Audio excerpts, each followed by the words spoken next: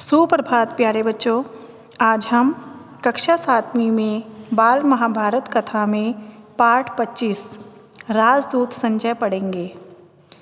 तो इस पाठ में यह बताया गया है कि अब कौरवों की तरफ से पांडवों के पास जो संजय धृतराष्ट्र का सारथी था वो राजदूत बनकर जाता है। अब हम यह पाठ पढ़ेंगे। उपलव्य नगर में रहते हुए पांडवों ने अपने मित्र राजाओं को दूतों द्वारा संदेश भेजकर कोई 7 अक्षौहिणी सेना एकत्र की। उधर कौरवों ने भी अपने मित्रों द्वारा काफ़ी बड़ी सेना इकट्ठी कर ली जो 11 अक्षौहिणी तक हो गई थी। पंचाल नरेश के पुरोहित जो युधिष्ठिर की ओर से राजदूत बनकर हस्तिनापुर गए थे, नियत समय पर धृतराष्ट्र की सभा में पहुँचे।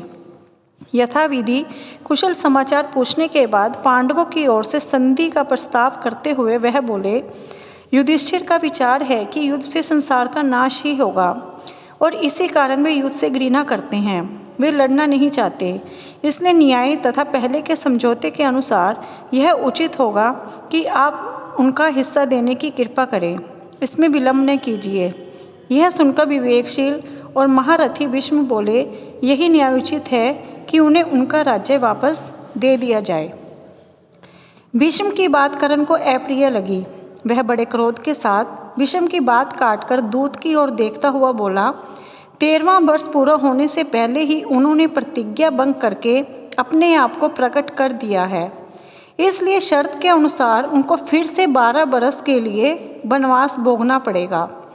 कर्ण के इस प्रकार बीच में उनकी बात काटकर बोलने से भीष्म को बड़ा क्रोध आया। वह बोले, राधा पुत्र, तुम बेकार की बातें कर रहे हो।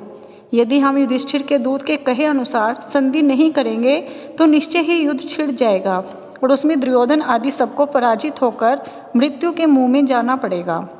भीष्म की बातों से सभा में खलबली मचते देखकर धृतराष्ट्र बोले, सारे संसार की भलाई को ध्यान में रखकर मैंने यह निश्चय किया है कि अपनी तरफ से संजय को दूत बनाकर पांडवों के पास भेजा जाए। फिर धृतराष्ट्र ने संजय को बुलाकर कहा, संजय, तुम पांडु पुत्रों के पास जाओ। वहाँ श्री कृष्ण, सात्यकी, विराट आदि राजाओं से भी कहना कि मैंने सप्रेम उन सब की कुशल पूछी है। वहाँ जाकर मेरी ओर से युद्ध न होने की चेष्टा करो। संजय उपलव्य को रवाना हो गए। वहाँ पहुंचकर युधिष्ठिर की सभा में सबको विधिवत प्रणाम करके बोले, धर्मराज, महाराज धृतराष्ट्र ने आपकी कुशल पूछी है और कहा है कि वह युद्ध की बात नहीं करना चाहते, वह तो आपकी मित्रता चाहते हैं। संजय की ये बातें सुनकर राजा युधिष्ठिर बड़े प्रसन्न हुए और बोले, मैं तो संधि ही चाहता हूँ। युद्ध का विचार करते ही मेरा मन घृणा से भर जाता है। यदि हमें अपना राज्य वापस मिल जाए तो हम अपने सारे कष्ट भूल जाएंगे। संजय ने कहा, युधिष्ठिर, धृतराष्ट्र के पुत्र न तो अपने पिता की बात पर ध्यान देते हैं न भीष्म की ही कुछ सुनते हैं। आप सदा से ही न्याय पर स्थिर हैं। आप युद्ध की चाह ना करें। संजय की ये बातें सुनकर युधिष्ठिर बोले, संजय, श्री कृष्ण दोनों पक्षों के लोगों के हित चिंतक हैं। वह जो सलाह देंगे वैसा ही मैं करूँगा। तभी श्री कृष्ण बोले, मैं स्वयं हस्तिनापुर जाना उचित समझता हूँ। मेरी यही इच्छा है कि कौरवों से संधि की जा सकती हो तो की जाए।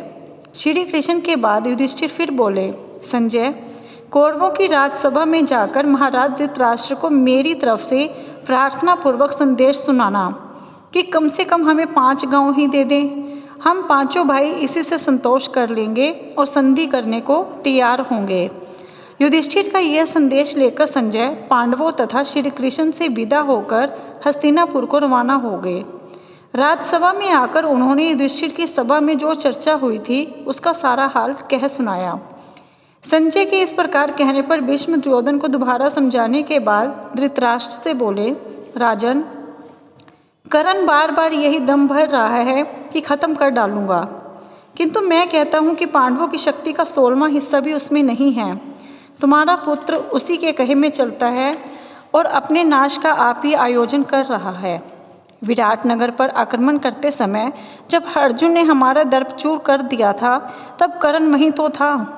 गंधर्व जब दुर्योधन को कैद करके ले गए थे तब वह डपोर शंख कर्ण कहाँ छिप गया था। गंधर्वों को अर्जुन ने ही तो भगाया था और दुर्योधन को उनकी कैद से मुक्त किया था।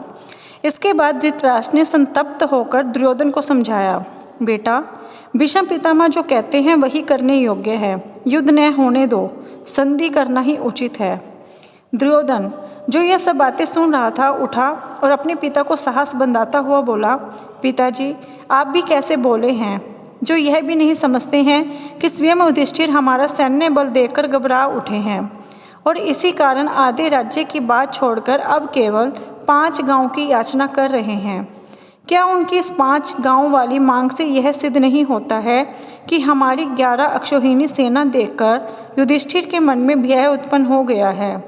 इतने पर भी आपको हमारी विजय के बारे में संदेह हो रहा है, यह बड़े आश्चर्य की बात है। धृतराष्ट्र ने समझाते हुए कहा, बेटा, जब 5 गांव देने से ही युद्ध टलता है तो बाज जाओ युद्ध से। तुम्हारे पास तो फिर भी पूरा का पूरा राज्य रह जाता है, अब हट न करो।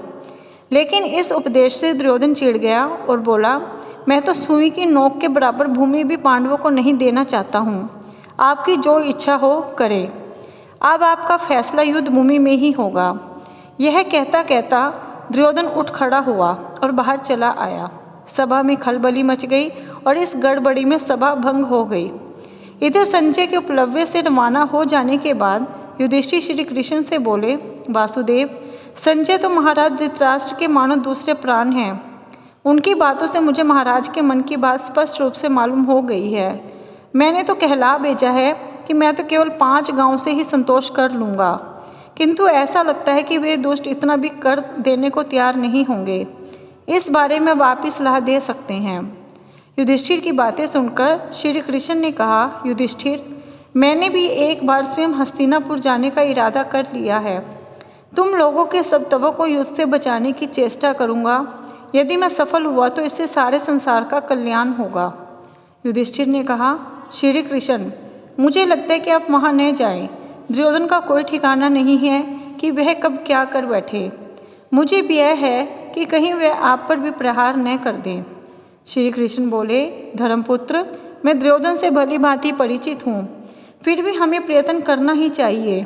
किसी के यह कहने की गुंजाइश ही मैं नहीं रखना चाहता कि मुझे शांति स्थापित करने का जो प्रयास करना चाहिए था वह नहीं किया, इसलिए मेरा तो जाना ही ठीक होगा।